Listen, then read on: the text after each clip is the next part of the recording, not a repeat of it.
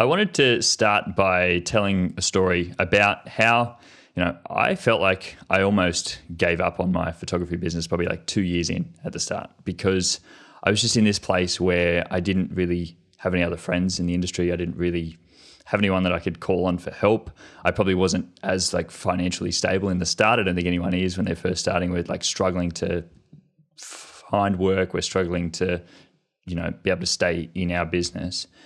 And it wasn't until, I started to reach out to a few people in the industry and some other friends in my area and start to connect with people that I really started to feel like I wasn't alone in that idea, that everyone was kind of going through that as well. And you can definitely feel, isolated when you're first starting. I wanted to ask you both, and maybe we'll start with you, Karen. What does it mean to have a community, and how important is that on running a successful photography business? It's absolutely everything for me. I think in the position that I'm in right now, it wouldn't be for my community. I started a small little Facebook group back in 2016 because I felt the same as you. I felt quite isolated.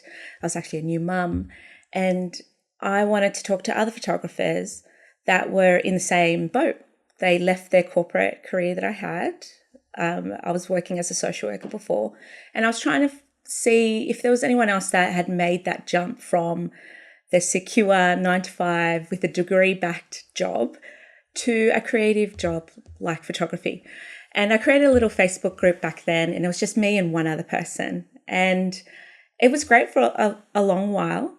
And it's not until the both of us agreed to go to one retreat together that it all started to fall into place in creating this community for women in Sydney that are photographers. And over time, the group got a little bit bigger. We started to network more, and about a year in, a girl on a mum Facebook group put a shout out, is there any groups for women that are photographers in Sydney? I'd love to meet with them. And I said, yes, I have a little Facebook group. You need to join our group. And that was Stacey, who's here with us today. And that group has been fundamental. It really has been in growing my business. Having that support and that lifeline a lot of the times has helped me grow so much more. For example, a lot of us are mothers running our own business, a full-time business. And so there's a space for us to just vent how things are just not great. We spoke about it earlier this morning, how getting my kids their socks on to get to school made me late, and to this podcast a few minutes late because of them.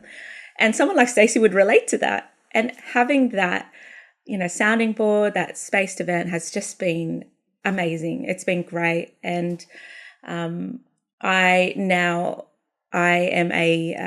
do a lot of commercial work, personal branding work, and I need a second photographer. I also need videographers, and they've all come from this one group. So because of them, I'm able to help my clients even more as well.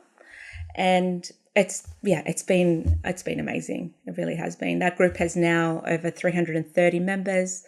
We get together.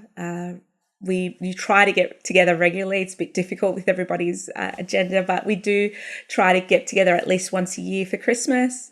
And every week we chat. We talk about business. If anyone's stuck, it's been great. It's been really good. Well, let's bring in Stacey there. You brought her up. What was it that you were after in a community, Stacey, when you were first starting? Well, I'm an extrovert. I think I'm an extroverted extrovert, actually. And so I had spent a really long time in the corporate world as well. I was a lawyer prior to doing this. And I'm just not really a fan of doing anything alone, not big on alone time. So when I was starting photography, I just wanted to talk. I'm a verbal processor. I wanted to find people. And so found Karen's group and found a couple of my absolute besties through there as well. We were all starting our businesses at the same time. So I've been in business a little bit less time than Karen. There were a couple of women in there who were starting pretty much the same time as me, and they still are my best friends in the industry. And I've said it so many times, I would not be here where I am if it wasn't for finding them. I think community works in so many ways, but one of the most powerful ways for me was finding somebody who meets you at your exact level, somebody who's tackling the exact same problems at the exact same time. So for me, that was other women with little kids and fledgling businesses working in a similar area. And, you know, a lot of people looked at that as, well, they're your direct competition, and they were, and they still are. And it doesn't matter because there's so many babies and so many families in this area that there is room for all of us. And in fact, what's happened is that we have pushed and pulled each other up that ladder. So we have raised prices together. We have tackled difficult times together. We've been through COVID together. We've had babies together. We've done all of these tricky things together. We've covered each other when life throws you a curveball. We've supported each other through difficult things. We've shared our learnings about ads and boosted posts and networking and what's worthwhile and what's not. And so, quite apart from the fact that I always needed that community because I'm a community person and I don't do well with a job like this, which puts me isolated a lot of the time. Quite apart from that, I think that the community really does show you what's possible and drive you to push yourself. And keeping up with those people and being swept along with those people is probably the most powerful thing that you can have in an early business. I'm sure there are people out there though who would say that becoming friends or being in a community with people who are, you know, your direct competition isn't probably the best idea. What would you guys say to those people who hold themselves back because they don't want to put out all their ideas that they've had into a community of other people who they're competing with? A rising tide lifts all ships, in all circumstances, in all ways, in all places, in all walks of life. I don't see any merit to that argument. If you isolate yourself from the rest of the community, you won't know what's going on, you don't know trends, you don't have support, you don't have cover. It just makes no sense to me. And usually people who say that are fearful. There is an insecurity there and they're worried. They're worried that if they refer a job on to somebody else, they're going to lose that client forever. And, you know, you might. But that's okay because I think it's the abundance mindset of there's plenty of work out here for everybody. I am one person. I run a small business. That's it. I'm not trying to take over the world. When I was full-time, I now split my time, so I have two businesses. But when I was full-time in my photography business, I was maxing out at about 250 clients a year. That is really not that many people. I don't need to be in touch with every family in Sydney, every baby that's born in Sydney. I don't need a monopoly over anything. And so I think it really just comes from a fear base when people worry about that stuff.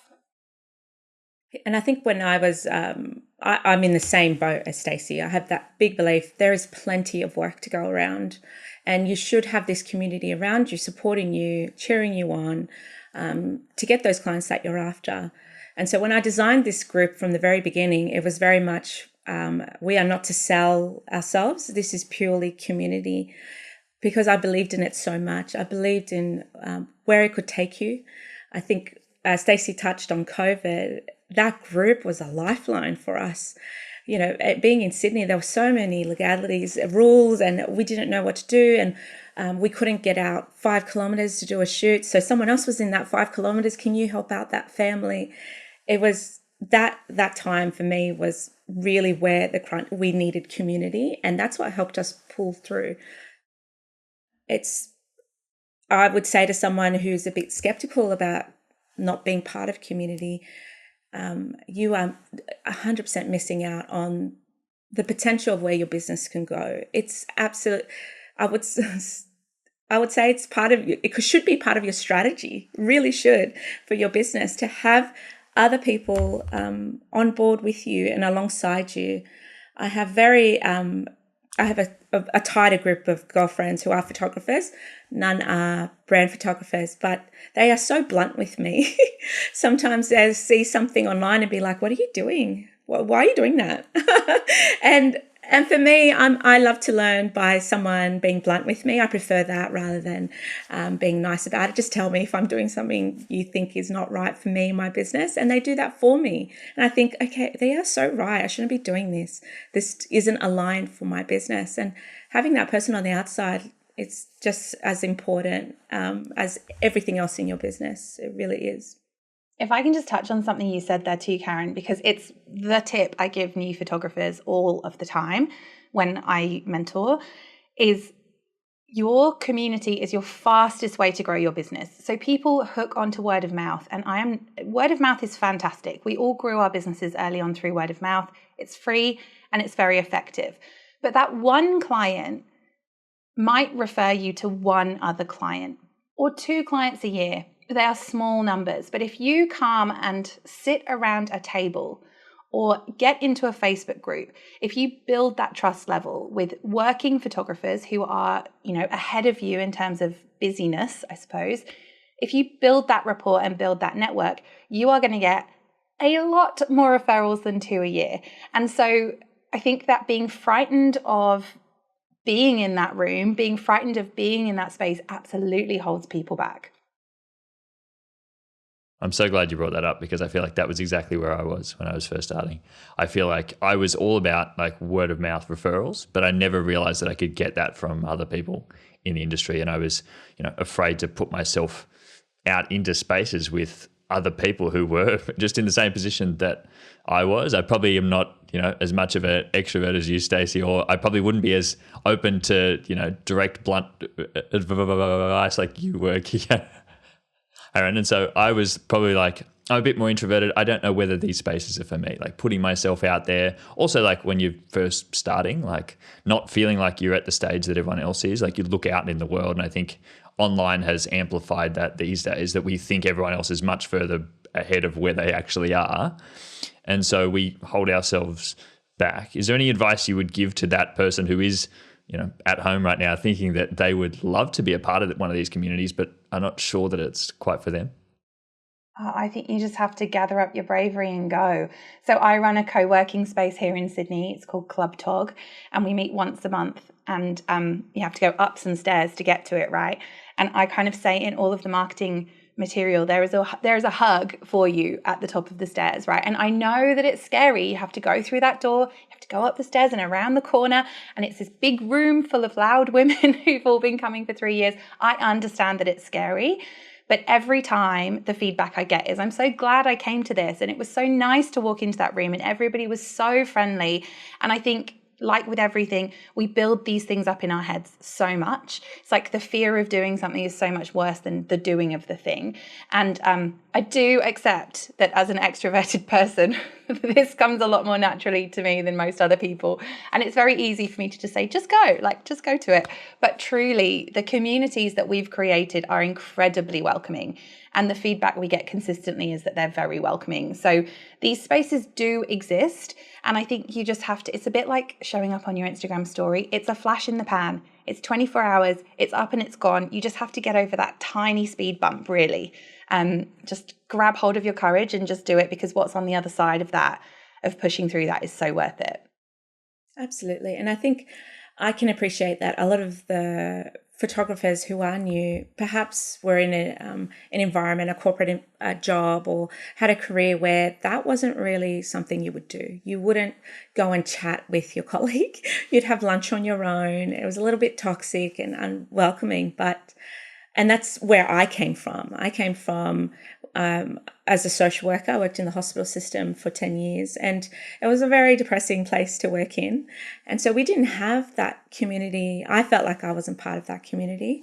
And so I wanted something completely different. I wanted this community that we're building where there will be no bad mouthing.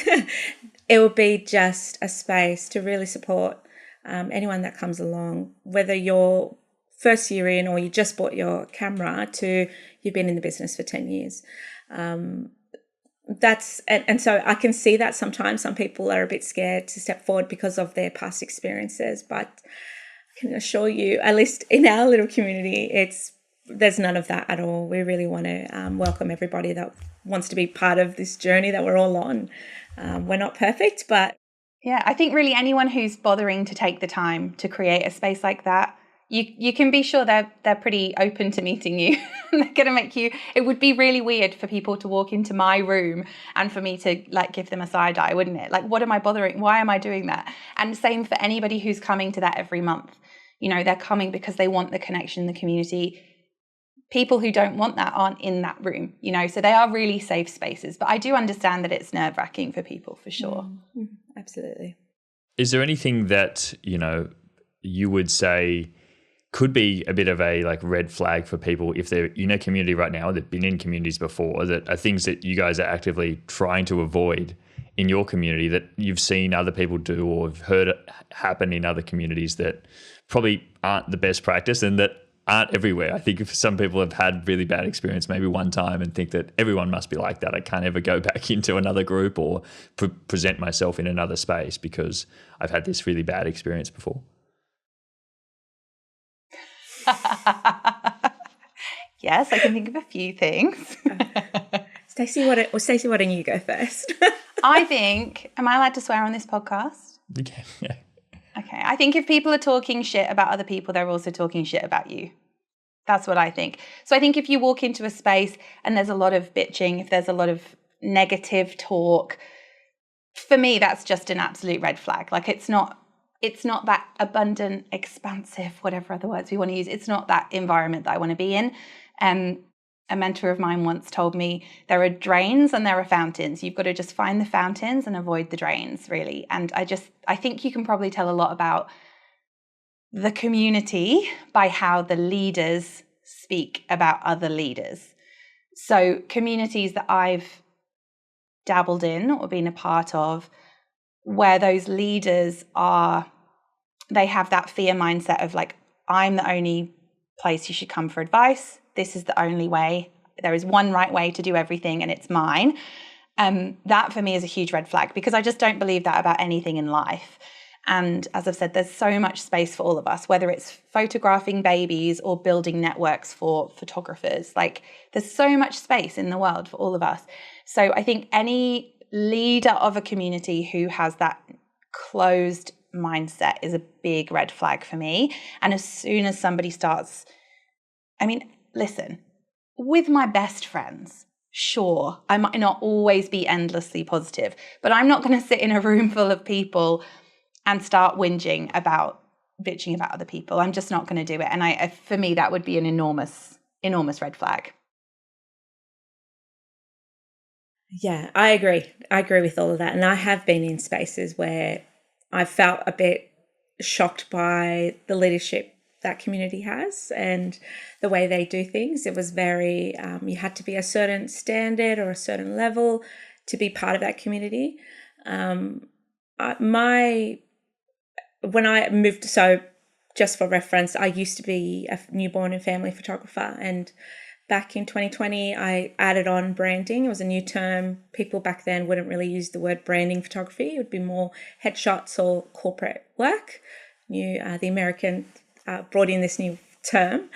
And then lockdown happened and I made the switch. I felt like this was more my vibe. I'm really enjoying it. And so I went niche down into personal and business branding photography. But with that, I had to change my networking. I had to change a little bit about where I was showing up and who I was learning from. And I think what I've learned is it's great to hear what people are for. So you're hearing people are for community, they're for this, but it's also just as important to hear about what they're against.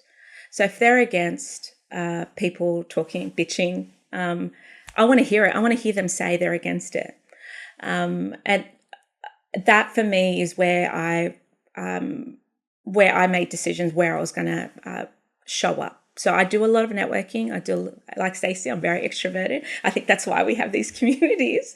And I've been through, not photography related, but entrepreneurs, founders. I'm getting together with them. And I've been to so many in Sydney. As you can imagine, there's quite a lot. And I finally found one where I felt like they were very clear on what they were against. They were against us coming into a networking meeting and selling. You're not allowed to do that. We're here for community. And as soon as I heard that, I said, yes, I'm on board. I want to be part of a community. I'm not here to sell myself. I'm here to make connections, so that, again, referrals, word of mouth, that all generates from that community. So hearing what people are against is really important as well.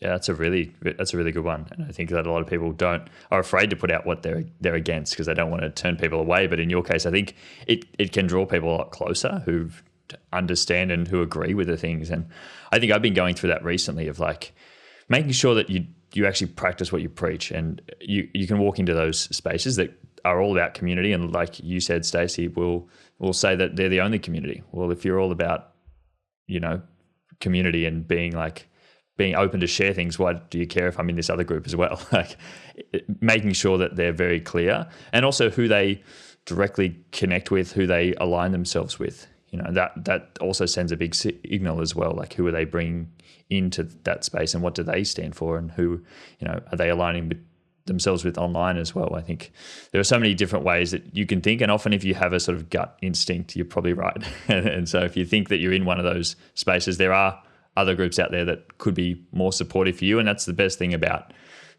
the community and the online space that we have, the in-person space. You can find a group that works for you. You don't have to feel like you've got to be stuck in the one group in your small town. That's the only thing you could ever be a part of. I'm wondering for you both, what's the importance of, in-person events and being able to connect in person in a world today that's almost all online, and we can connect with anyone we want to in the world? You have both built communities very much in person in a specific area. What's the importance of that? I'm just sick of my phone, man. I just can't anymore. Let's get offline. Yeah, I agree. I'm sick of it. I feel, given that I'm heavy in networking now, given the work that I do, I have 2 networking events this week. After hours, it's so unideal for me because I've got my 3 kids. I've got a husband who works full time as well. But I prioritize it so much more because I feel like I'm not going there to sell myself, but I'm there to connect because I want to build, firstly, you're building brand awareness if you are wanting to sell your services. But secondly, you are, again, creating that community. It's so much better seeing them in person. I feel like the brain will remember that person far much faster and better if you saw them and you met them in real life. And when I do meet photographers in person, I remember them very quickly. I remember what they said, who they are. I follow them straight away. I don't know what the maths or the stats are, but it has to be. You develop a better connection with people when you are meeting them in person. It has to be. I just think we all learnt this in isolation, didn't we? We all learnt this in lockdown. Like, it sucks being online all the time. We don't want to. Our businesses are largely run online. We spend a lot of time on social platforms and computers. And there is nothing like being in a room with people. Even if you're sitting there and you're not a huge extrovert leading the conversation, being in a room with that buzz and that energy, there is nothing like it. So I went to an event a couple of weeks ago that my business coach hosted, and I attend these trainings every week, and she's great online and she gives lots of great information, and people are very chatty and there's lots of community, but being in a room with those people is totally different. It's a completely different experience. You learn more, you absorb more, you feed off that buzz and that energy, and you leave that room feeling like you can do anything. I just don't think it's possible to match that online. I just don't think it is. And I totally agree with you, Mike. I think that the internet and being able to not just be bound, like if you're in a small town, I'm in the middle of Sydney, right? But if you're in a small town, you might feel really bound to the 5 other photographers in your small town. And that's not super helpful. So the online communities are, of course, totally invaluable for people in that situation. But if you can get yourself to a retreat, if you can get to a workshop or an in-person event, like, what you take away from that is so different. There are business benefits to it, as Karen said, but just the personal benefit of being there and feeling people, like hugging them and feeling their energy and sharing a drink together.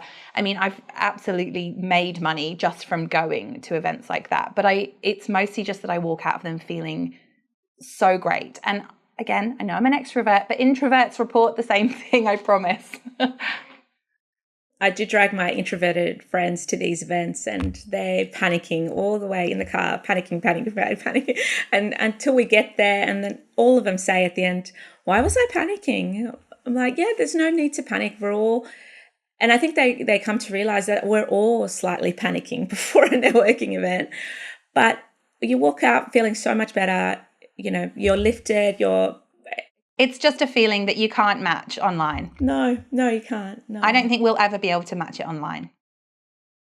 And I feel like the exact same way with all the events that I've run. I feel very, very proud to have, put my own story out there online as being more of an introverted person. And I think that drags out the introverts who do come along to my events because they feel like that's a space for them. And then they're like, oh, why haven't I been to these things before?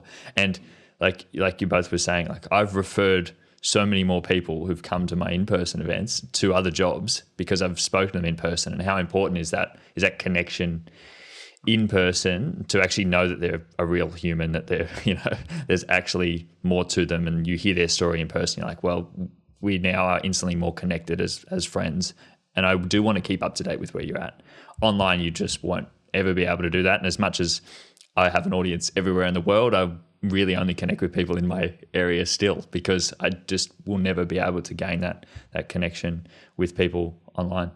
You both came from a corporate background of such. You were working a job. I never had a sort of 9-to-5 job before I walked into photography. So I've never had that experience of being in an office space or whatever you want to refer to it as. And so for me, that idea of going in person to meet up with the group was just weird, because that wasn't something that I ever did. I never went into an office. I never went to speak with other people I work with. I've only ever worked by myself.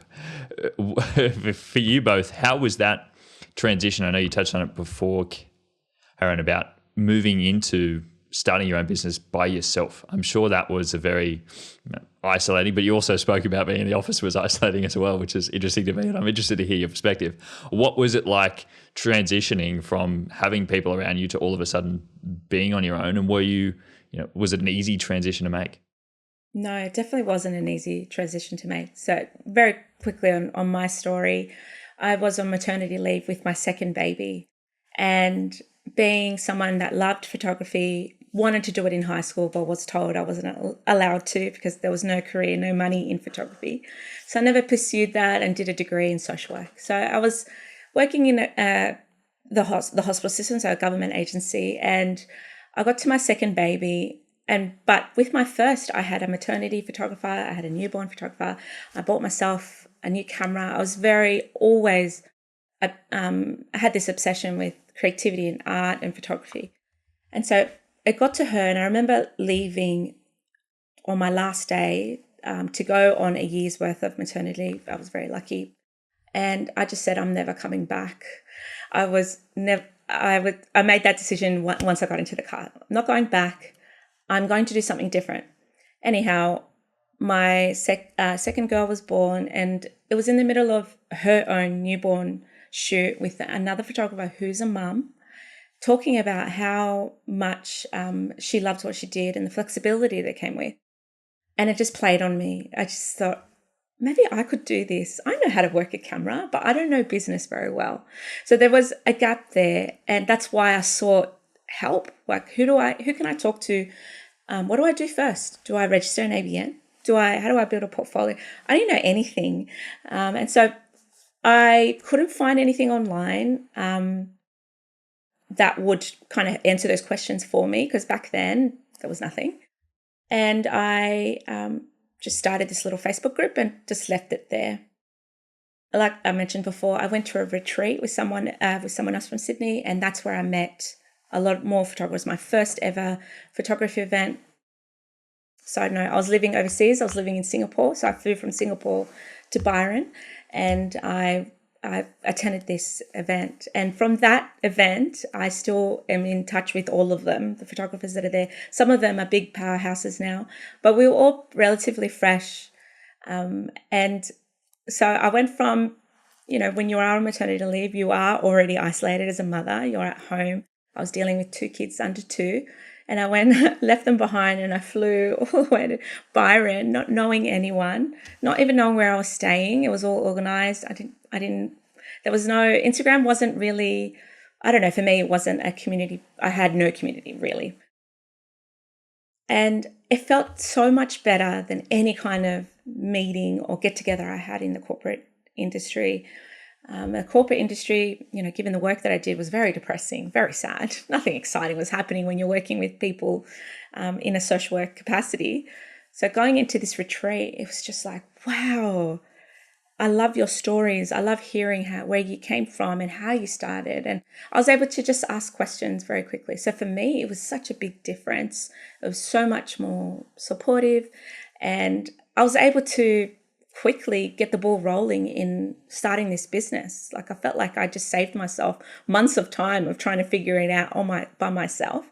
Because they were just telling me, oh no, you need a you need a website, you need this, you need that. And I was like, okay, and I'm writing it all down. So yeah, it was a big contrast to where it was before. It's so much better. I felt like it was so much better. It was an easy look. It wasn't easy. At the end of the day, I was a mum with two babies. But I think if I didn't go to that retreat and develop that community, I think it would have been a lot harder for me in getting started. I think I would have felt intimidated by it if there wasn't that kind of vibe, and just gave up maybe. Maybe I didn't think I could do it. Yeah, I think it's easy to, underplay how hard that is to make that career change, especially, as you said, being on maternity leave. I think a lot of people do make that change when they have a bit of downtime to reflect, but it's still not an easy time. Just because you're off work doesn't mean there aren't any other responsibilities happening there while you're on maternity leave. I think people underestimate how hard that is. And for you not being sure whether it would work, being told before that there's no career in photography as well, whereas you directly saw that you were hiring photographers, so you knew there was a career for them. Absolutely. Yeah, it was really empowering, to be honest, hiring other photographers and seeing that they were like me. They were women running their own business. And I had never seen that before. I'd never touched that industry before. So seeing them and saying, these are the packages I have, these are my dates. And it was like a whole new world for me. And asking them, some of them, oh, I have 5 kids. And I think, you have 5 children and you're running this business? That is amazing. How can you do this 5 times plus look after clients? It made me believe that it was doable. And it was only because I saw other women like me doing it. It created, like you said, it wasn't easy at all. So having a newborn, there's a photo of me holding her and learning how to edit on Lightroom. Like I've got one hand on the mouse and I'm trying to shake her, just please go to sleep so I can, this is the only time I have. It wasn't easy, but it was probably a lot of faster because I embraced the community, the photography community. Yeah. My background is that I was a corporate lawyer for 12 years. So I trained in London, which is where I'm from, and then came over here on secondment for a year, and that was 11 years ago. And I was very used to working in teams. So the buck never stopped with me, and that was a big shock from running your own business. So going from everything was always checked, everything always went to someone more senior than you, everything was always like the I's were dotted and the T's were crossed, and everything that you did was checked. And I had a very niche job, really. I was very niched down into employment law, and I didn't have any responsibility for marketing at all. So I didn't know anything about that. I didn't have any website building, design experience, none of that. And I think that tapping into the community was so necessary to overcome those kind of shortcomings, which most of us have when we come from a corporate background, because suddenly you come into this job and you're responsible for absolutely everything all of the time. And the other really hard transition for me was the hours. So I went from a excessively busy job. So a job where 9 to 5 was never a thing. So we were in early, out late, weekends, exactly what you see on the TV. That's what we had to do. And when I had children, that just became completely untenable. First of all, I had small humans that required me to be home at certain hours, pickups and dinner and bedtime and stuff like that. And second of all, I just didn't have the brain capacity anymore for it, because prior to having children, you know, the job wants 80% of your brain, and in the other 20%, it's like holidays or drinks with the girls or what I'm going to wear to that party or planning something with your husband. But all of a sudden, in that part of your brain, you're literally keeping humans alive, and the job doesn't shift. The job still expects you to be able to perform at the same capacity as you were before. So it became very untenable. So I was like, can't do that anymore. It was a perfect storm for me. I went on maternity leave with my second as well, and COVID hit. So I was like, well, no one's going to question it if I just don't go back. It's just perfect. So the silver lining of COVID for me was the out from the job. But I think what I truly underestimated was how much building a business is more than a full-time job a lot of the time. And without those people to lean on, without the community to tap into, to find the answers to things that might now, 8 years later, seem so basic, but at the time felt totally impossible. There was nowhere to find it out. You had to form a network before you felt that you could ask these quite basic questions. And so it's great now, because post-COVID, everyone has a course. There's all this information online. You can find out everything you want. We all have these communities. You can pay $50 and walk into a room and people will edit your photos for you. They will show you exactly how they do it in Photoshop. They'll show you exactly all the shortcuts. They'll write stuff down for you. That didn't exist. And it seems ridiculous to say that because I only started 8 years ago. It really wasn't that long. But I think that the community aspect of it, I completely agree with Karen. I think if I hadn't have had that to lean on, the temptation to just lie down and give up would have been so great, because the process of trying to obtain all that information, the constant having to keep yourself motivated, keep your self-belief all of the time on your own is really difficult. Like, you have to have a pretty strong stomach to constantly believe that this is going to win for you. Like, I don't know anybody who goes through their businesses, however tenured they are. I don't know anybody who walks through life and is just like, absolutely, I'm going to smash this every single day of my life. We all have those weeks where we just go, wow, I can't believe people haven't figured me out by now. I can't believe I'm still doing this. I can't believe people are still booking me. And having that community around you, it's proof, because you can see that other people are doing what it is that you want to do. You can see that they started exactly where you are right now. You can ask them for information. You can ask them for help. You can pay them for mentoring. You can buy their course. And I just think that without that community, you are in a total silo. And I just think it would be almost impossible to build a business that requires so much of you without any support network. I agree. 100% agree. And so what I'm hearing from you there, Stacey, is that you can't just work 18 hours a day and work yourself into the ground when you've got small kids who you have to look after, and also they're quite inconvenient. Yeah, they're quite inconvenient in that way. Because I feel like that's a lot of the thing that we hear online is just like, when you're starting, you've just got to work hard and work it all out on your own and be by yourself. And, you know, if you can't work it out, just work harder and you'll eventually get there. There is an element to that. And I think also I'm a bit sick of hearing this like magic wand, just like buy my course and it'll be so easy. I just don't think it's easy. And I think there is an element where you have to hustle. And if you are a young mom with kids and, you know, and your time is really limited, you are still going to have to hustle. It is going to be hard. You do have to put the work in to build that momentum. Like, coming to you from the other side, it's worth it. Like, we're all here telling you that it's worth it, and the flexibility that we can now have does pay off. But I think this idea that there's a shortcut is probably a fallacy. I think any small business, whether you're running a cafe or a photography business or doing anything else, it's a total fallacy that you just don't have to work hard. But the good news is you can work those hours when they suit you. You can choose the work that you want to do, and you can see an instant payoff. And I think all of that is incredibly rewarding. And also being able to have other people that can help you not have to work things out on your own. I think for me was a big thing. It was like, oh, I didn't realize that. Let me just implement that so I don't have to go through that experience and work that out alone for the next like 3 months. I can just implement that right now.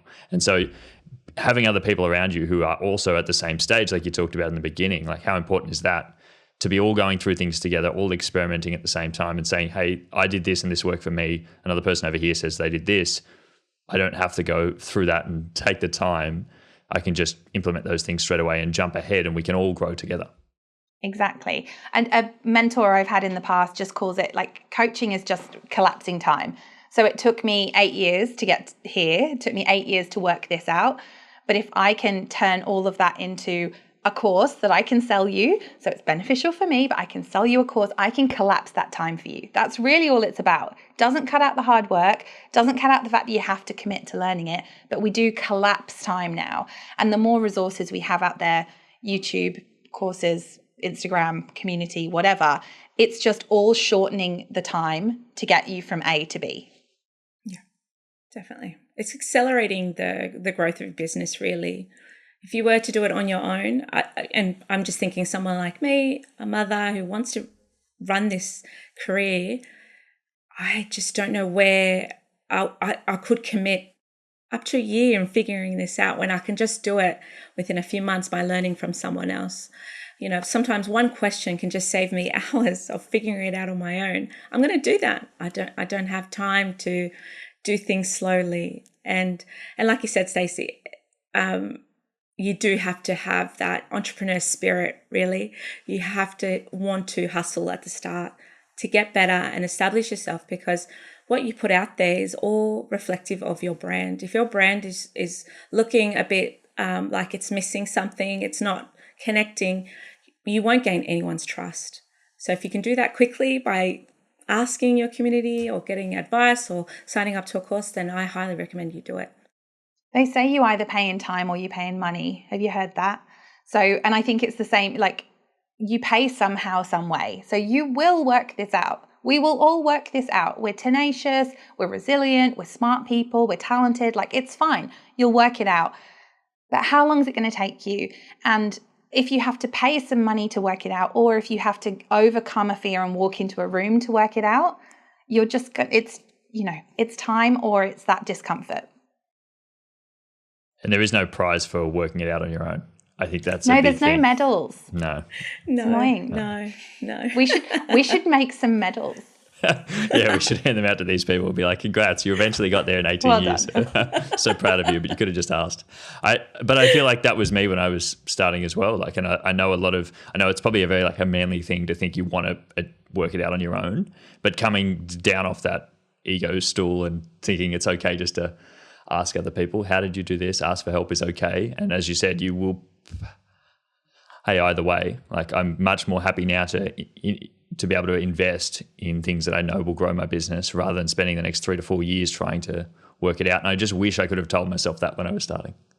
Same. Oh my gosh, I did so much of it myself. I was like, no, can't afford it. Have to, I've left my job, have to be frugal. I chose time. And like it worked out, but yeah, if I could give myself a good clip around the ear, as my dad would say, I would have chosen a quicker path. You talked about branding before, Karen. I'm interested for you. You're obviously in that space now, and I'm wondering how you made that transition from newborns and families into branding, and what was it about branding that kind of drew you to that space? Yeah, it wasn't a quick transition from families, newborns into branding. I think I mentioned earlier that I was doing a bit of it pre-COVID. So pre-COVID, I was, when you're first starting out, you're kind of like just helping anyone that would like a job. They want photos for something.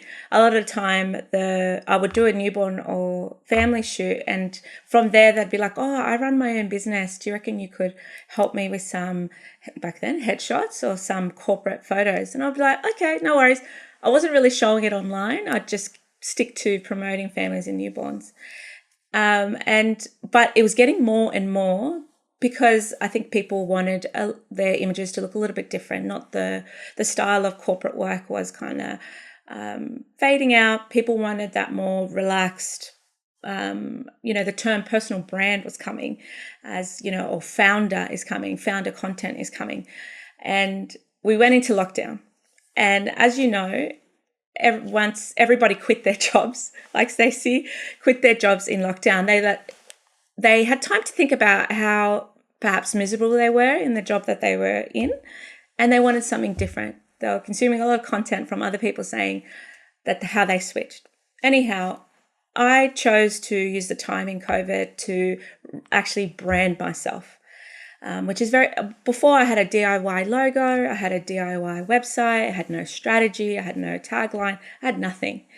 And I thought, you know what, I'm going to sit down. There's someone that I love their work. I want a strategy done for my business, as well as an actual brand. So not rebranding, just a proper professional brand.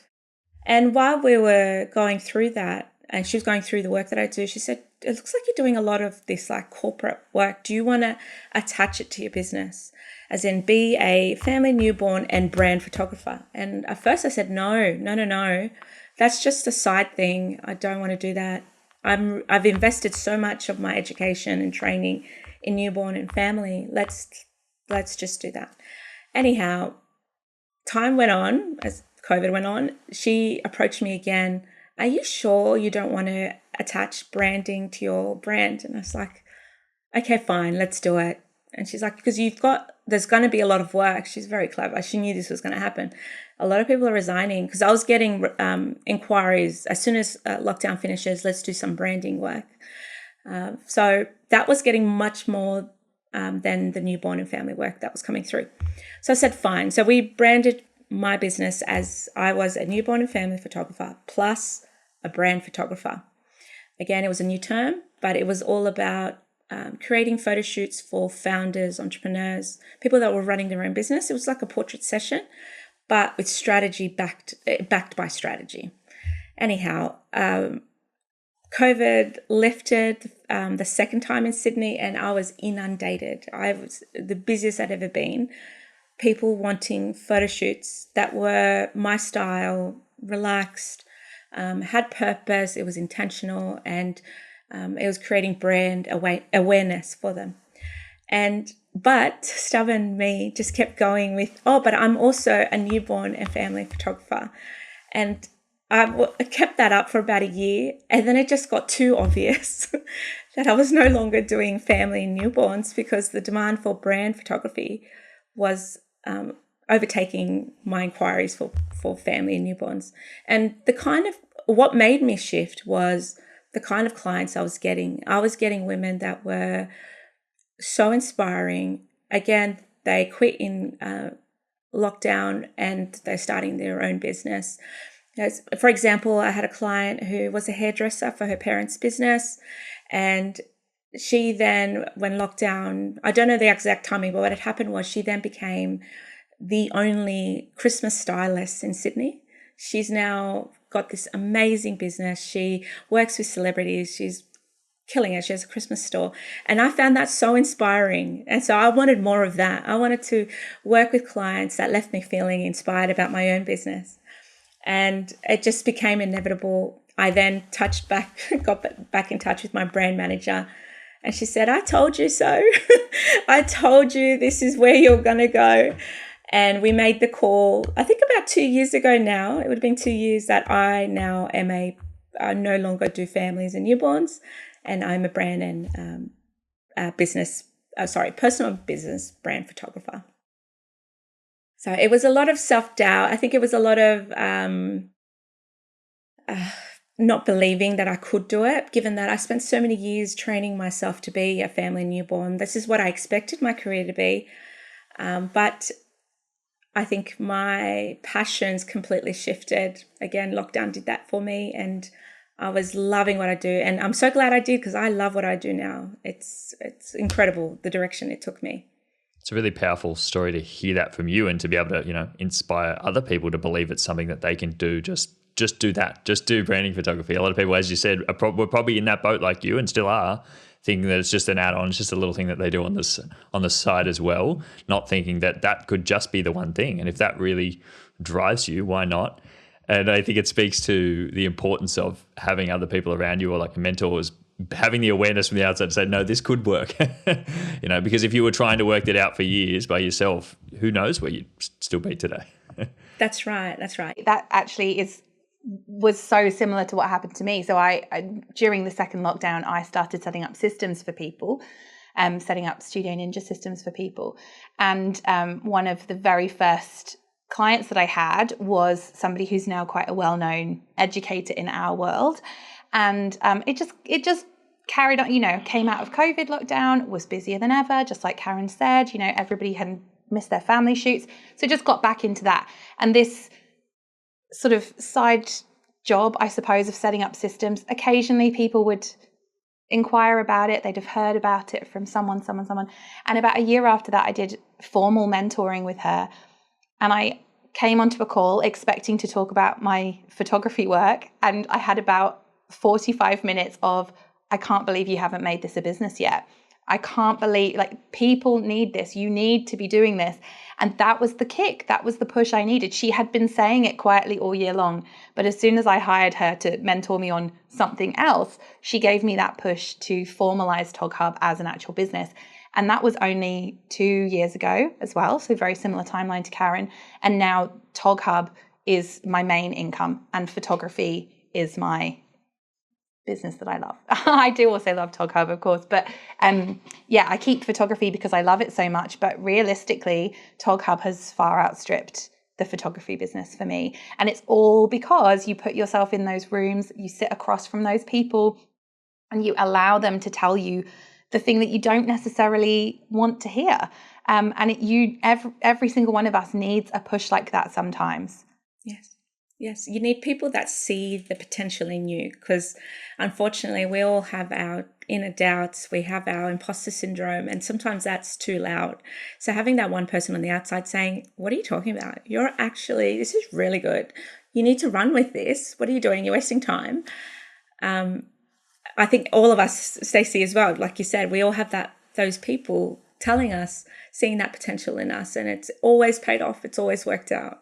It does. And when you're in a corporate job, a more traditional job, you hopefully have that in a manager or in colleagues or in somebody, some kind of mentor in your system. When you work on your own, that person doesn't exist unless you happen to have a partner who is very interested in what you're doing, which frankly, I don't know, they get quite bored of us talking about photography, don't they? So unless you happen to have a partner who is essentially a business coach, you have to go out and find that, and putting yourself in a community, finding those people who really understand your world, really understand your market, understand you and your strengths and your weaknesses.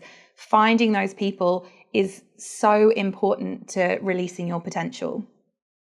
Oh, I just so wish I had that when I was starting. I feel like so many opportunities passed by because I told myself that that's not right. Oh, I'm not the right person for this. There'll be another person who can do that. Even though it was like screaming at me obvious that everyone was asking for this thing. And I was just like, no, let's just not do that right now. It's not the right time.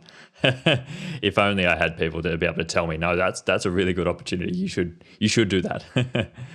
I think an other thing that I undervalued when I was first starting was my own branding. And I'd love you to talk a bit more about that, Aaron, and give people, an understanding of what it means to have a brand versus having just a business. I think that's so important. And a lot of people can't give that sort of two-sentence overview of what they actually do. I think so many people struggle with that. So could you give us an example from your own business or from other people's that you've got of what it looks like to actually have a brand?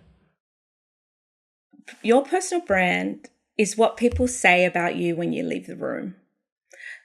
That's what I like to summarize what personal brand is. So if I was to leave the room, what would people say about me? Would they say, she's not great. She's not a great community. I didn't feel great around her. Or would they say, she understands me, like she's a great photographer? That is what your personal brand is. And the brand is the feeling that people get when they see your name. It's so important, and it's something that I see I see a lot of in photography that's missing when they're running their business. You can run a really great business behind the scenes, but if you're not showing up as the founder, as the owner, and you're communicating your values and you're not communicating what you're against, you're just adding noise. You're not really separating yourself from anyone else. I think it's so important as photographers, each one, even though people will say the market's saturated, I don't believe in that.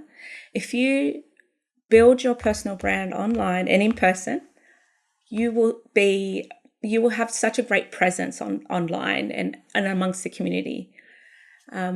It's something that like I said, it's missing in a lot. Like I see people post a lot about their work and they've got great work. They're great photographers. They edit really well. They put together great video content as part of their business. But where are they in all of that? It's just noise. If you were to do a post about what you believe in, that will make me stay and read.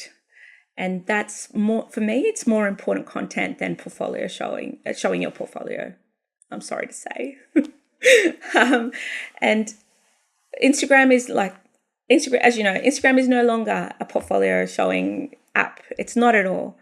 So you must stand out. And how you stand out is by showcasing your personal brand, showing your values, what you believe in, what you do and why you do it. What is your why? That is such a simple post. I did one recently where I just spoke about what I was against. And it was the biggest response I've gotten in a long time. I'm all for it. I could go on all day about it because it's what I do. And I see, I work with women and businesses that are making 7 figures. And their priority is, although they've got an amazing product, although they've got an amazing business with hundreds of employees, they come to me just for their personal brand because it's so important to them. It must be embedded in everybody's strategy to showcase your personal brand. And what's something that you wish, other people could understand about when they're going to get images for their personal brand? How do they convey themselves through images? I think today, as you said, story and being able to put yourself out there. I get so scared for people who just share portfolio work and don't have anything of themselves out there, because I think the industry is changing so quickly that they're going to get left behind when we're just having a look at, when we're just comparing portfolio. We're not ever going to be choosing them based on that. We want to connect with the person. How do people present themselves in images, and what's something that you wish they knew about, branding themselves with their images? I think my approach to I work with a lot of photographers come to me for their own personal brand, but with not just photographers, with any client, it has to be backed by strategy. And what I mean by strategy is deep diving into you. What are your values? What do you want? What are the type of clients you want to attract? What is it, the work that you do? I think the work you do is very small in comparison to what you believe in about your business and what do you want to communicate.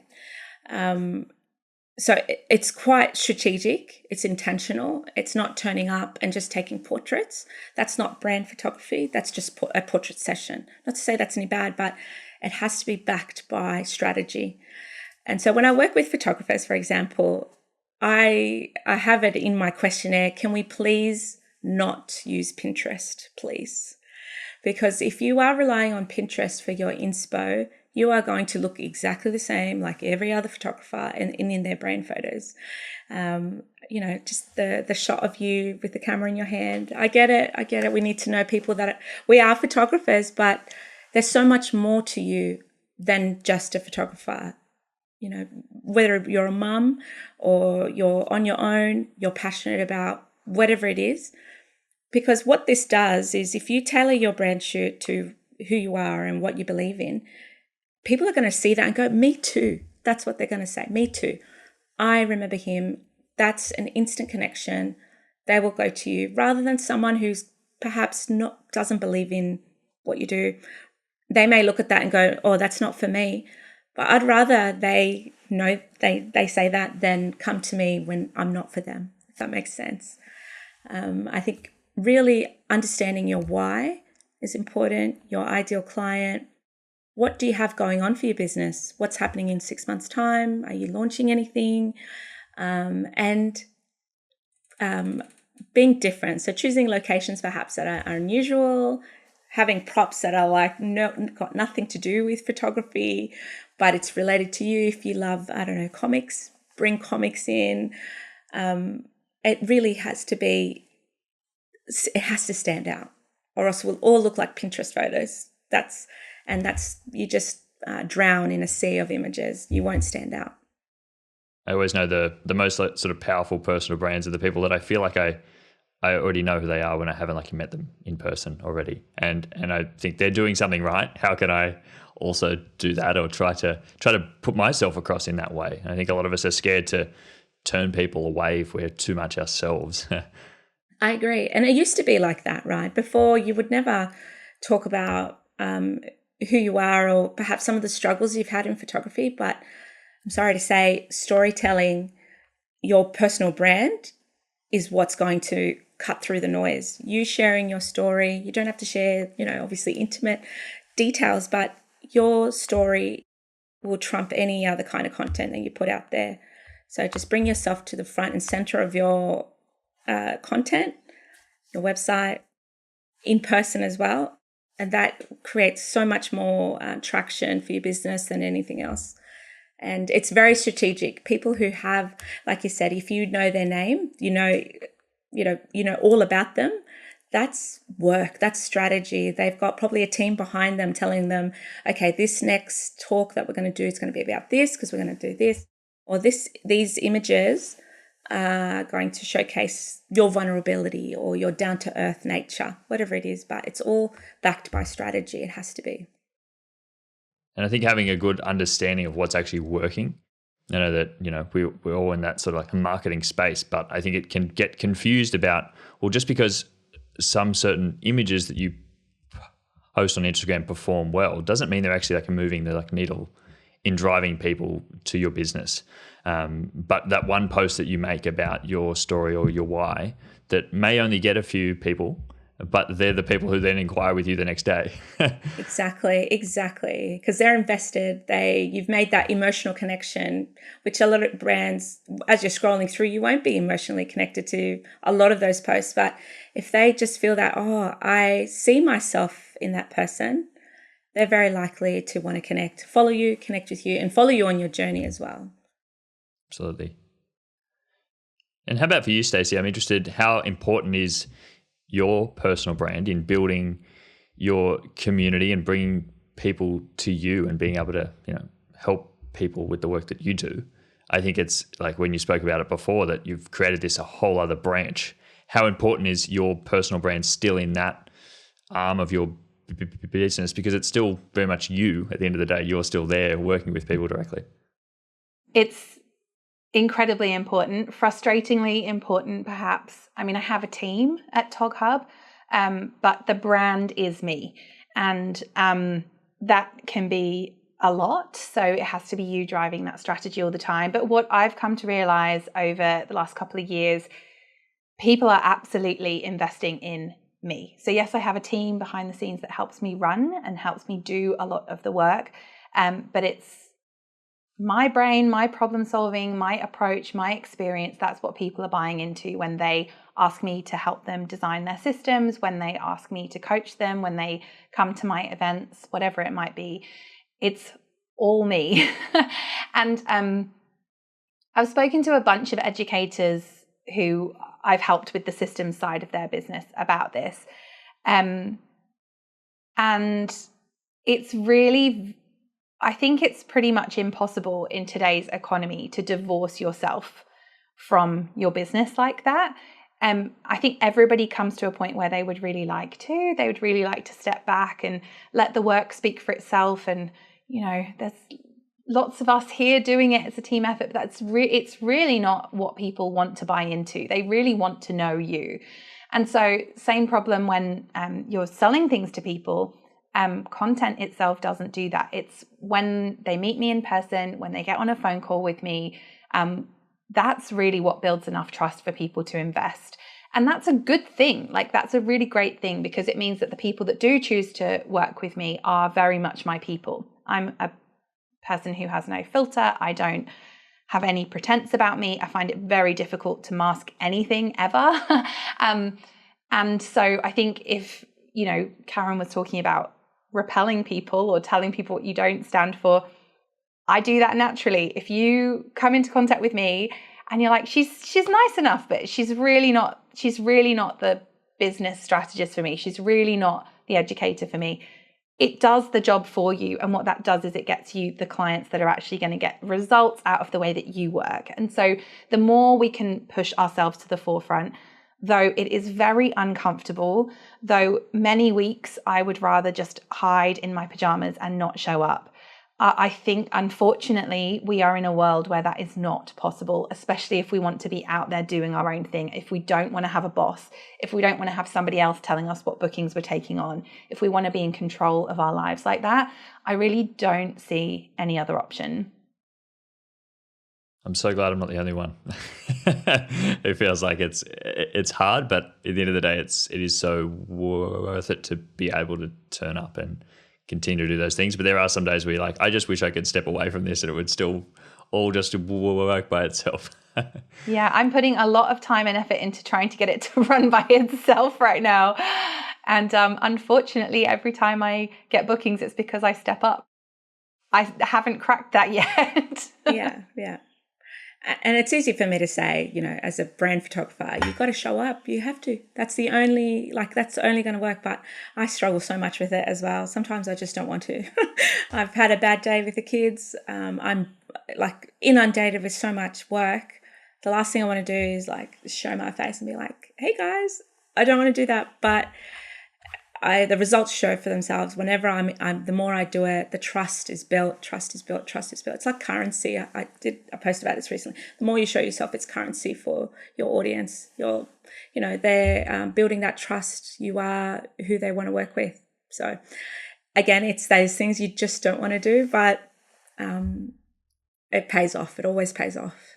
I'm doing a challenge at the moment with myself where I just show up and talk on my Instagram stories every day on Tog Hub. And it was as a result of the business workshop I went to a couple of weeks ago with my coach. And I don't want to. I don't really like it. I absolutely never feel like I have anything worthwhile to say. But people are interested. And I don't understand why they're interested. And I don't find it necessarily very interesting. But the engagement through my stories that I've had in the last week doing that is kind of undeniable, really. And so I think if you're ever in doubt, again, pushing through that big discomfort and giving it a go, the proof is there waiting for you. You do it a couple of times and people are like, tell me, where did you get that? Or what do you do? Like they have random questions about your life because people buy from people, and it does build trust. Every moment that they see you and hear you does build trust. And really, I would love to find a way to shortcut this, but unfortunately, I'm yet to find it. The CEO of Apple has more followers than Apple itself. People want to see the face behind the brand. They want to see the founder. It's just how the psychology of marketing now, that's what's going to cut through. And it might change. In a few years' time, it might change going back to seeing what the work that we do. But for now, it's a must. It's a must. You must do it. And there are these brands that have to pay so much money to get people to be their brand sort of spokesperson. And we think we have it hard when we are our brand. Like we don't have to pay someone else. We just have to turn up on Instagram. And if the one thing is maybe posting once or twice on your Instagram story, if that's what it's going to do to have a successful business, to get more inquiries, because that is that's how we define success. I think that's really important for other people. If that's all it is, then we don't have anyone to blame just but ourselves, really. Just turn up, and it's so hard, we know, and I think it's so important for us all to talk about how hard it is, because it is hard, and we don't want to make people feel like, oh, this is just easy for me. I still struggle. Ultimately, I think it comes to like, what do you want? Do you want bookings? If so, you have to market yourself.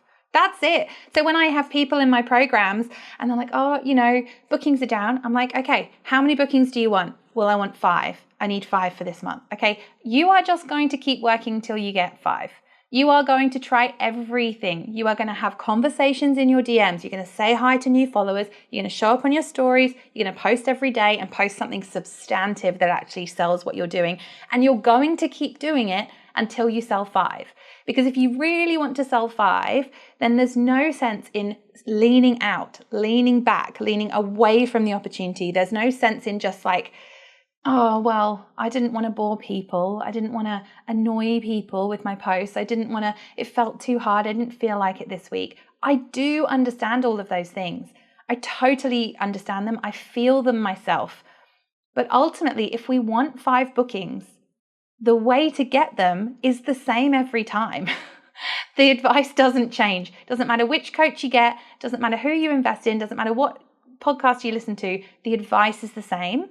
What's different is whether you're a person with enough grit to make it happen, whether you have enough resilience to hear the no's, whether you have enough determination to just keep going, whether you can muster the energy, and I know that it takes a lot of energy, but ultimately the advice is the same.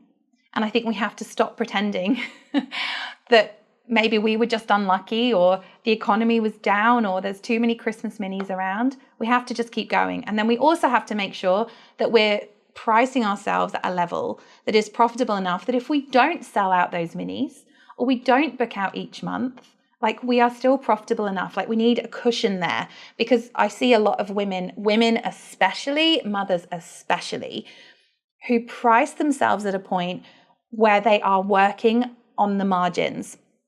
So what I mean by that is just that yes, their pricing works. Like if they did book 20 sessions a month and everybody upgraded to their top package, they can live the life they want. But what about the month when they get sick, their kids get sick, the weather doesn't play ball, they haven't sold out, people aren't upgrading because mortgage rates have gone up? What about those things? And when you build a business in the margins like that, where you're always stretched to capacity, that's when people give up.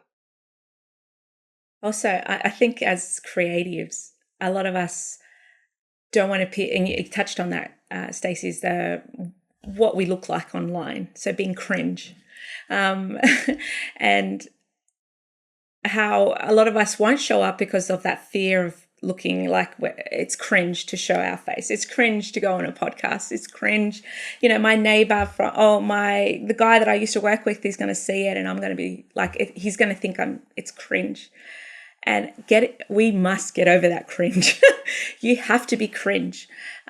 Stephen, the host of Diary CEO, he says like embarrassment is the price of entry.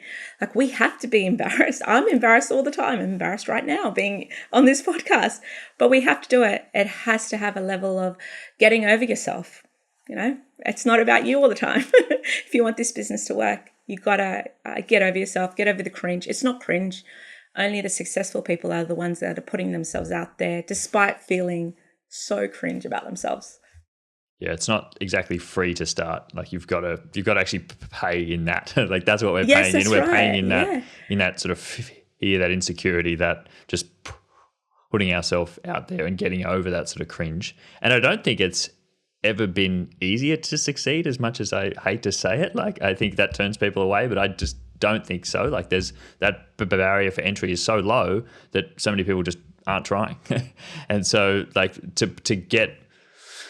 go the extra mile, to do more than the person next door, I don't think has ever been easier. If it just means turning up on Instagram every single day, if that's all you've got to do, that shouldn't feel like such a big thing.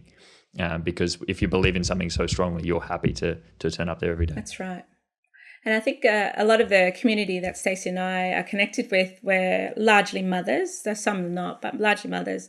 We have an added layer. I have this in the back of my mind. My kids are watching me. I want to be that example of them, of chasing what you want in life at all costs. At the cost of being embarrassing. Like I have a preteen who's telling me that I'm cringe, mum. Mum, that was cringe. I don't want to see you. Are you on TikTok? Please don't be on TikTok, mum.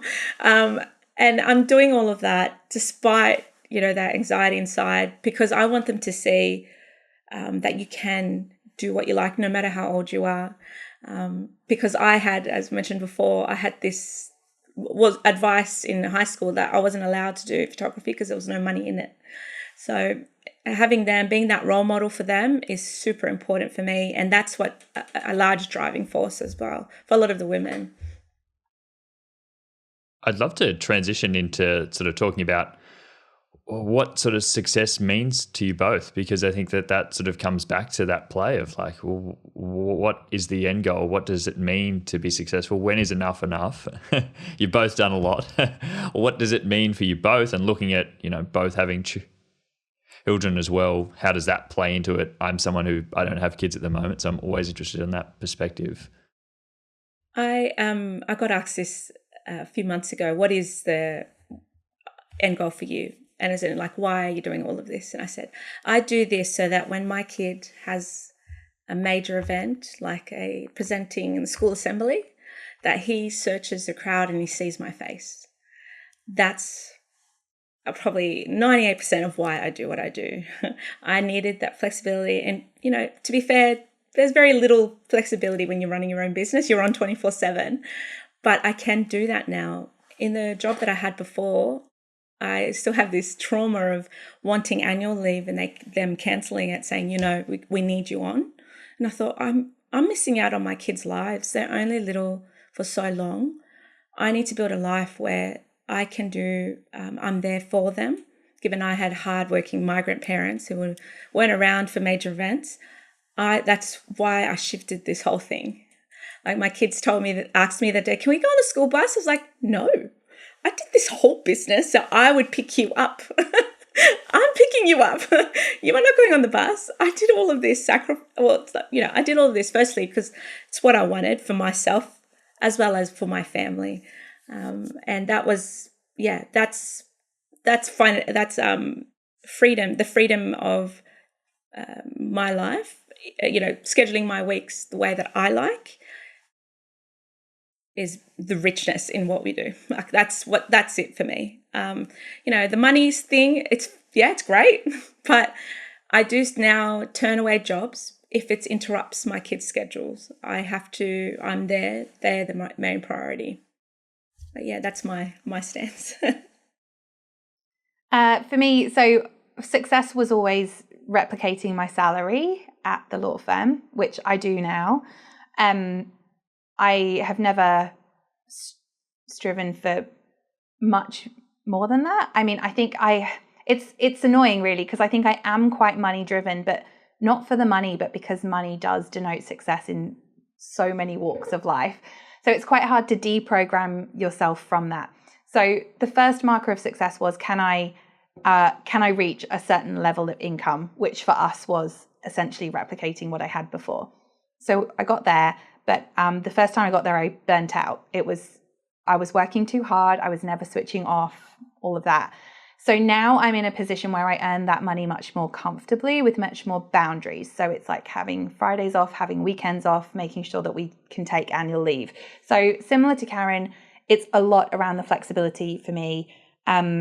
It's building a business which allows me to take the school holidays, take the children away, have time off, have those weekends with people, be at those assemblies. And I think like right now, I think as well, my marker of success changes every so often. Like I don't think it's necessarily a static thing for me. The freedom idea is always at the root of it. But right now we are planning to go off on a big trip. My husband gets long service leave next year. So we're planning on taking the kids out of school for a term and doing like a 4-month international travel. And so my goal will be less money when we do that. So I won't be expecting what I'm earning now, but the ability to have a business that actually runs without me here, that sustains my team while I'm gone and is able to pay enough that we can go and do something like that. That is currently my version of success. So I'm going to be working in the next 12 months to get myself to that position. And I think you can sort of have this overarching goal, but you need to have these mini goals along the way. And those change a lot. So I think, freedom is really it. And whether that's freedom to earn more, freedom to work less, or freedom to disappear for 4 months at a time, it always comes back to this idea of freedom for me. It's really interesting to hear you both explain that and define that for yourselves. I think it's important for other people to hear because I think for a lot of people, they start out wanting to find some sort of freedom and then end up just working all the time and not ever being able to take a break, and thinking about it is okay to take breaks and take time off and to set boundaries, and how important that can be in moving your business forward when you are working, when you've defined what your hours are, when you've defined what days of the week you're comfortable to work, not just taking every job. I think when you talk to people who are still in that corporate world, that's what they're envious of.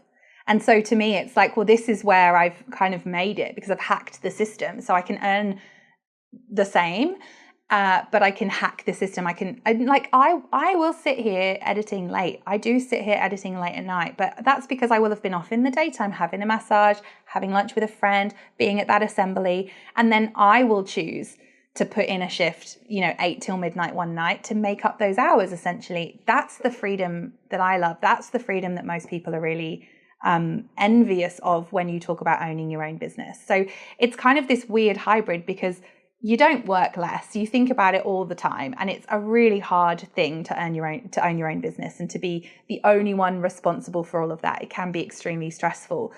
But if you can lean into the silver lining, the reason that we're here, the reason that we don't want to be in that workplace anymore. We don't want someone else dictating to us when we show up, what we do, bums on seats, build hours. Like I used to record every 6 minutes of my day. And that was how I was judged on whether I was performing well or not, like how many 6 minutes I could bill. And how soul destroying. And now it's more about the quality of time that we spend.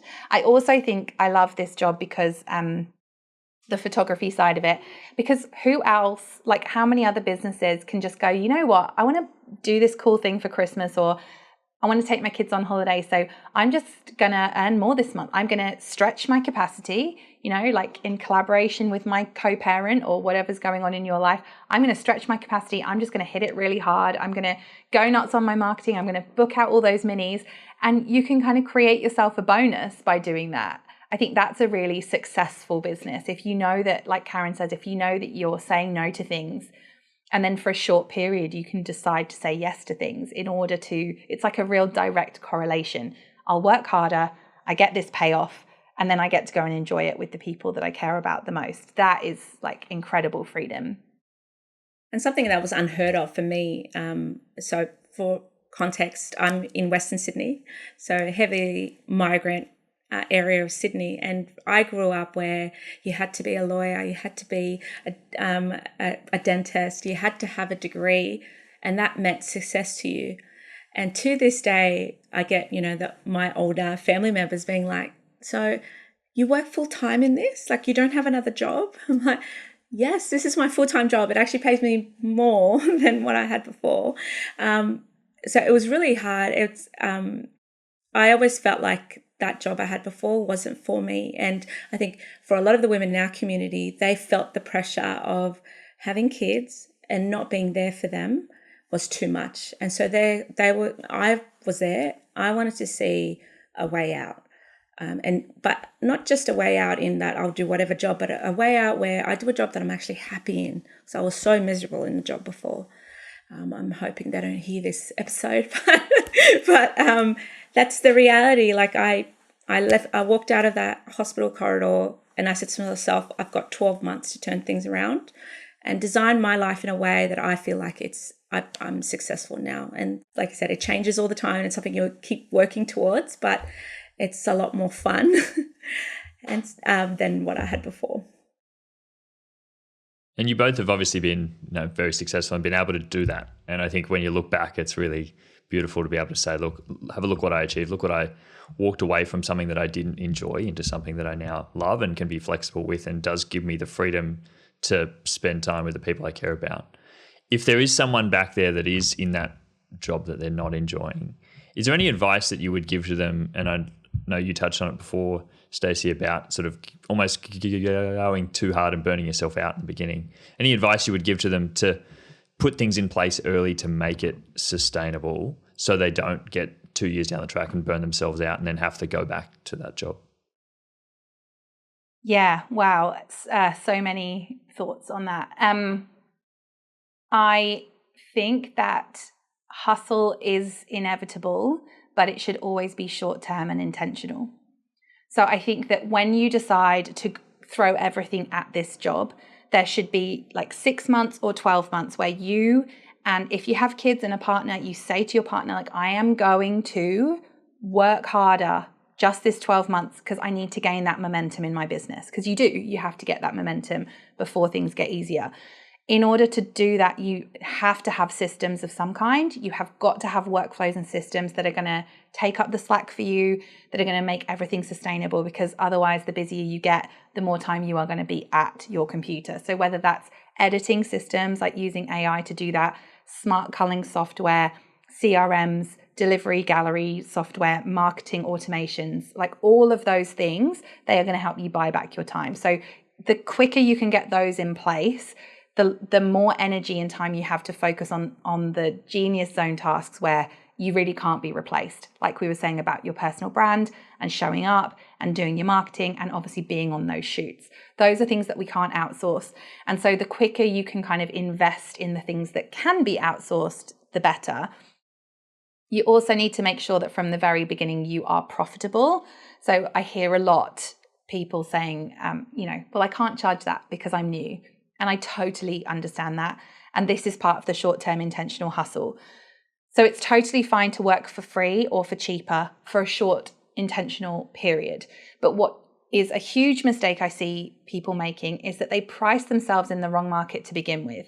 So they're like, here in Sydney, they would be saying, well, I'm going to price under 500 because that makes me cheap, right? And then my work will be amazing and people can't ignore it. It's going to be amazing. But then you gain momentum in the wrong market. You're putting all of this time and energy into building momentum and building a business in a lower end of a market where people are looking for something different. In that lower end of the market, they are looking for price, inclusions, like literal dollar value. Whereas if you price yourself into the middle market from the beginning and then run irresistible offers. So maybe you do no session fee, crazy high print credit, free upgrades to your top gallery, whatever it might be, at least then your momentum is intentional. Your hustle is intentional because you're building in the right place. So you definitely need some systems. You definitely need to price properly. And you need to get your head around that quickly because that's a real difficult mindset shift to have. I think you just need to commit a certain amount of time to it and then stick to that boundary. So map out what it is that you're trying to achieve for yourself and your life and have it like on your wall behind your computer. It needs to be there so you can see it every single day like a mantra. And you have to keep checking in. So every quarter you're going to check in with that goal. Like, am I getting closer or am I veering off course and I'm going in a completely different direction? And then if you get to the end of the 12 months and it's not sustainable, then something quite radical has to shift at that point because you probably no longer have that bank of money that you'd saved in order to make this viable, or you probably don't have the energy that you went into it with at the beginning. So the burnout happens at the end of that 12 months where people have been spinning their wheels for 12 months and then they go and find a business coach or then they go and set up systems. But by this point, they're so tired and their resilience is so knocked down that the temptation of going back to a proper job with annual leave and stuff, it looks shinier than it used to. And so I think, if you are really considering a career change, then going into it with some kind of business plan like that is imperative because otherwise, there's Dane Sanders in his book, he says that 60% of photography businesses fail in their first year. And I think that is absolutely accurate. And he says only 15% last past the third year. And again, from the anecdotal evidence that I see in my work, that's absolutely accurate. So if you want to be in that 15%, you actually have to look at it as a business because, again, Karen broke some hearts earlier and I'm going to break some more. Beautiful work is just not enough. It's the price, it's the expectation. And so, yes, you are incredibly talented. Yes, you have great gear. Yes, you are doing a great job at that shoot and delivering beautiful images, but that is actually not going to get you to a long-term photography business. Beautifully said. I could ask so much more about that and we could be here all day, but I think there's so much to go in there. And I think that's some of those sort of more hard truths I think are so important for people to understand, because as you said, if you want to get in that top 15%, like it is a smaller amount of people that do get through that 3 years. And I believe that. And then even smaller amount of them are still actually able to define a career that they enjoy out of it and are able to find success in their way. So many people are still in that spot, like you talked about there at the start there, Stacey, about being in that end of the market that's not sustainable for them and are still hustling there 5 or 6 years afterwards and are struggling to get themselves up. So maybe sometimes you've got to reflect and look at who it is that you're working with and how can you make that change early and set some of those things up so you're not further down the track with those issues sort of coming up. I just think you wouldn't go into any other business without a plan, but people launch themselves into photography because it morphs, especially the people in our communities. They are, you heard both of our stories. It was both of us, our second maternity leave. We were like, stuff that. I don't want to go back to that job. What am I going to do? I've got this talent. What can I do with it? I just think that so many people, it just morphs really slowly from hobby, side hustle. Oh, I'm just doing this now. There's never enough intention around it. And the more when people come to me and they have like a really clear picture of what it is they're going to achieve, when they're going to achieve it by, and they're ready to invest in some help to get them there, you can see them a mile off, honestly, the ones who'll make it. We've talked about a lot of community, a lot about finding your own purpose and what it means to be successful. And I think one of those things that came up was, being able to do the things you enjoy and being able to invest in the things that you want to. You are both hosting Glow Gala next month in Sydney. I'd love to hear a little bit about that event, what it was to bring that to life. I'm sure that that's one of the things that drives you as well, is to be able to put on events like these. And I'd love to hear a little bit about what's happening, who it's for, and how it came to be. Mm-hmm. So it came to be probably, I think, 4-6 weeks ago, Stacey, I recall. So my Facebook group and Tog Hub, we have been doing Christmas parties together for a few years now. And I went along to Tog Hub one day, as I had a friend that was speaking that day, and we were working together. And I think, Stacey, you asked me, Karen, what should we do for Christmas this year? Should we have another dinner? So every year it's the same thing we were doing. We were just having a 3-course meal somewhere nice, and we were just getting together. Probably about 50 women were getting together and we're having dinner. And I just looked at her and I was like, I don't want to do that again.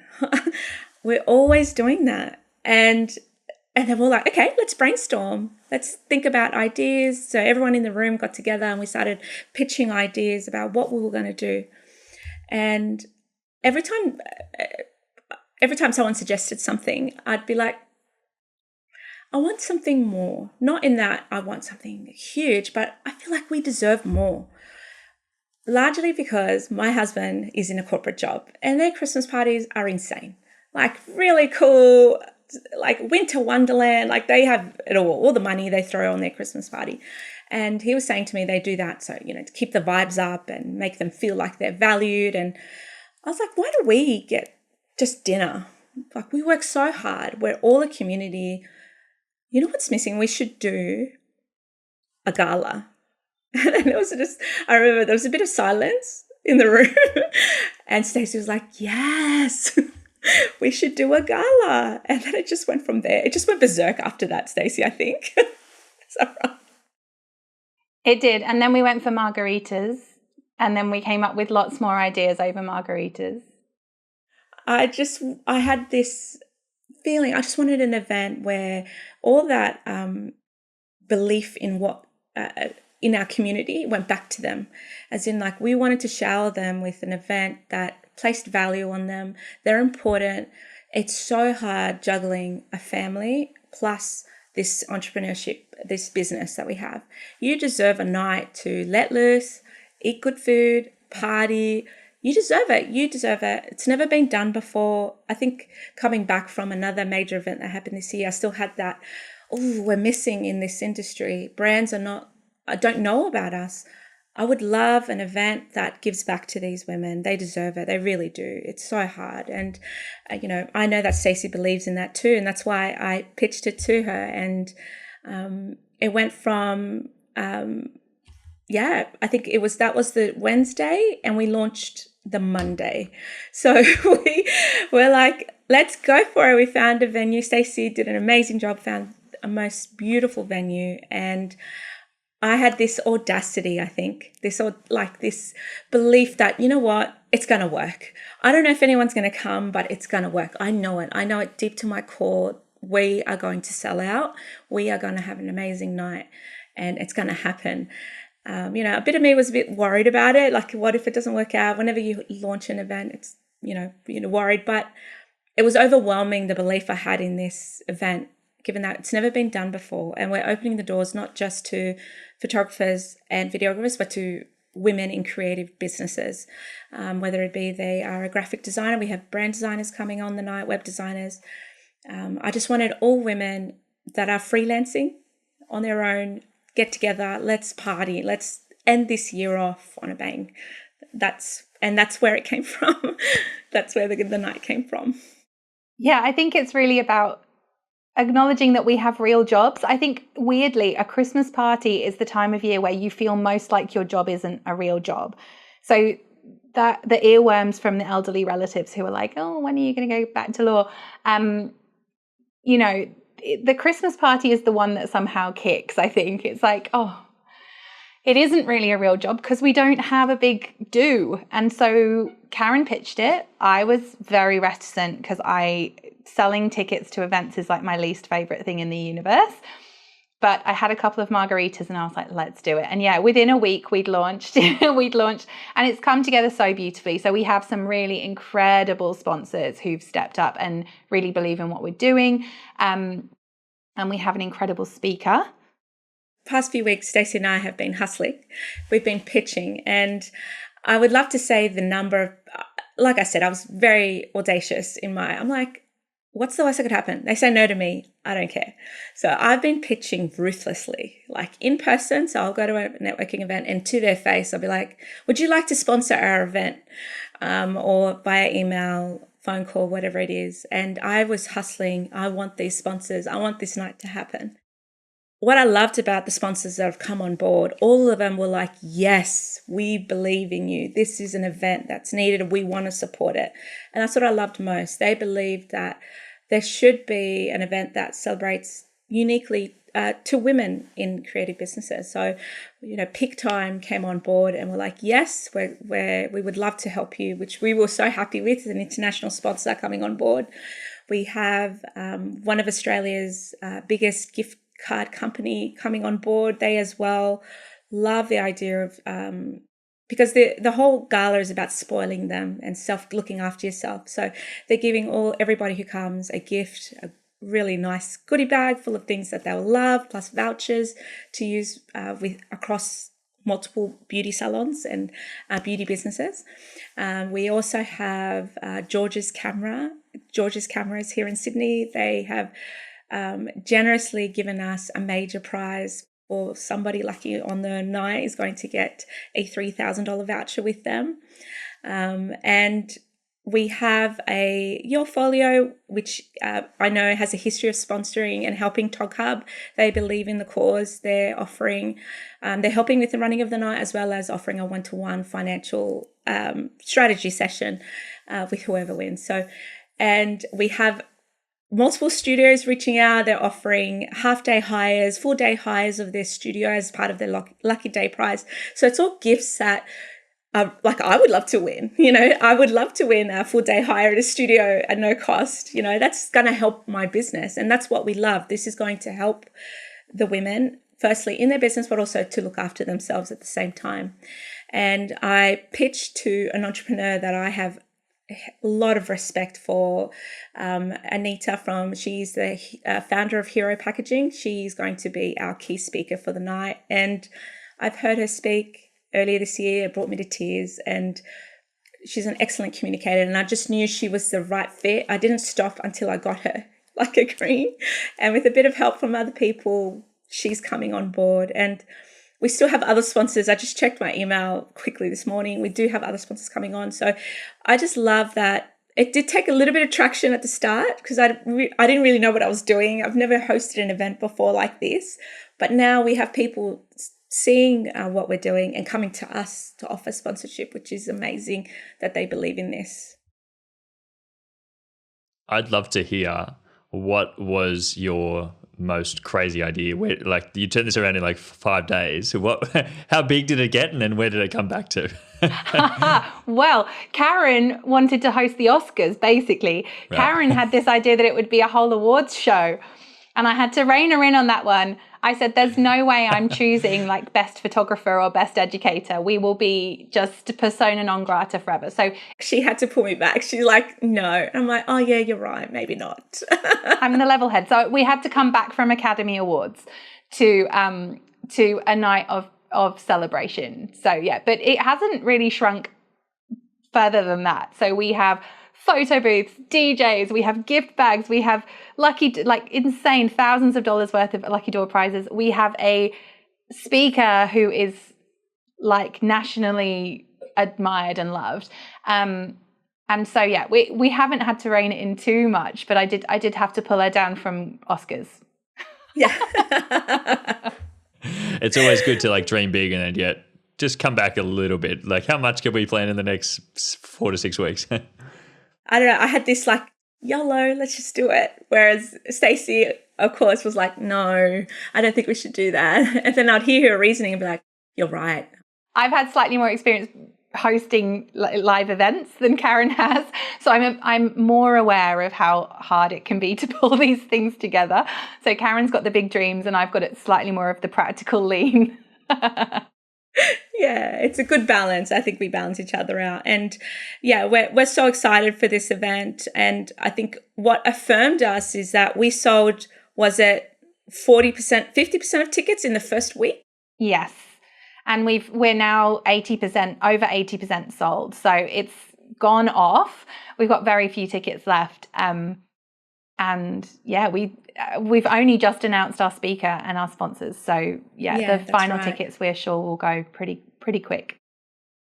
If there's any still available, we'll leave a link to them down below. If they're still here by the time this episode airs in a couple of weeks, but it's going to be very exciting to see how this goes and then to see the iteration of it. I'm sure that it will continue to go on after this. I think it's a really good, as you said, a really good time of year to be able to bring people together and to show that we do actually have real businesses. These are real things, and we can be proud to go away over the holiday period and talk to our families about what we did. It's okay. We are operating a real thing, and we don't need to go back and get a job that other people think is a normal job. Absolutely. That's right.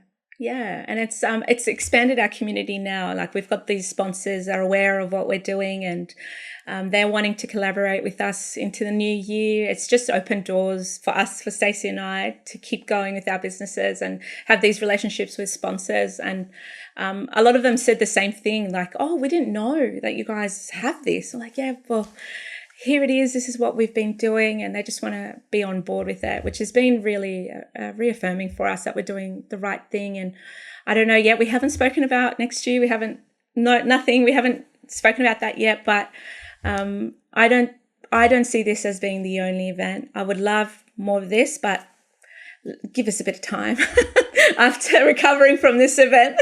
Let's get into this one first. Yeah, after any event, I think there's a bit of a cooling down period before you start to go back up again. 100%. Yes, Every time you do it, you're like, I'm never doing that ever again. And then, the day before the event, you're usually like, I'm never doing this ever. Don't ask me again. And then the day after, you book the next one.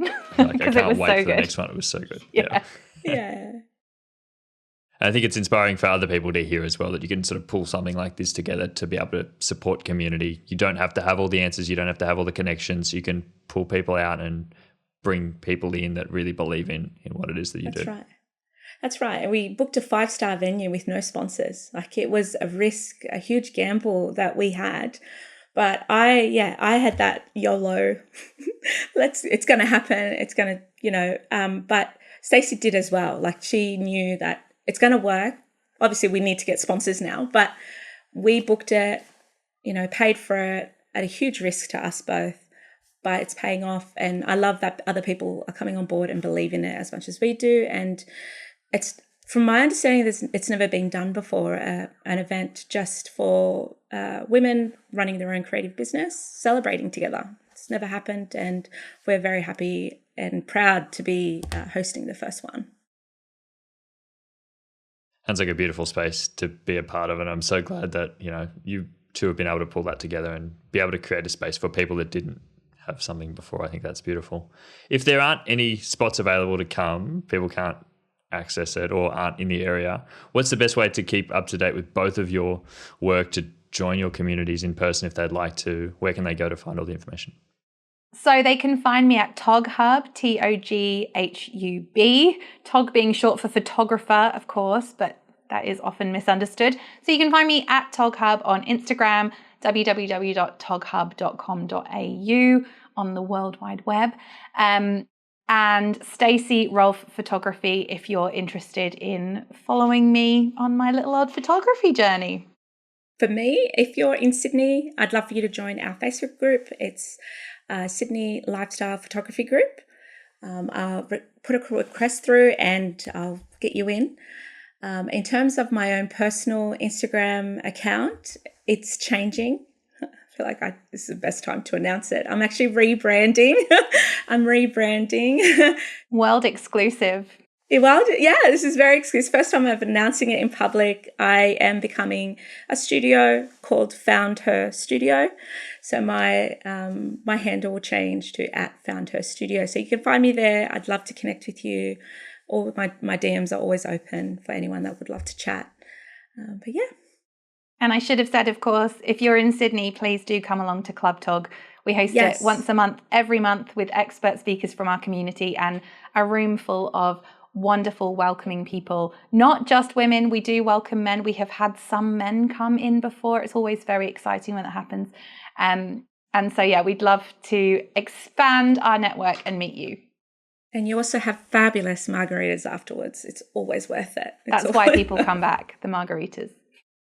Now that I've heard that, I'll be there. You know, I've been holding out, but if I've heard we can get like a margaritas afterwards, I'll definitely come. And I need to get along to some of those events. We'd love to have you as our speaker one month, Mike. Need to get you in. I'm up for it. For sure. Perfect. I need to make it work. I'll lock you in. Thank you. We'll definitely talk about that. I think that'll be really cool, and always inspired by any in-person events that I go to. I'm always like, oh, it's hard to get there. I can't sort of find the time in your schedule, and then you go and you're like, no, this is all I ever want to do.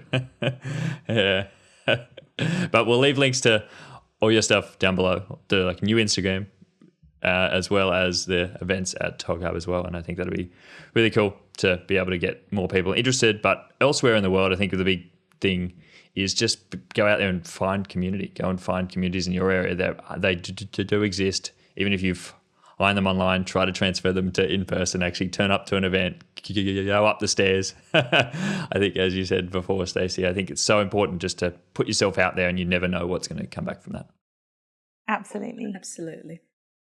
Thank you so much, guys. Really appreciate it. Thank you. Thanks, Mike. Thanks for having us. And that's the end of today's episode. If you're watching on YouTube, there'll be another episode linked up here or down below the like button. And while you're down there, why don't you leave me a comment to let me know that you were here? And I'd love to hear what you took away from this episode.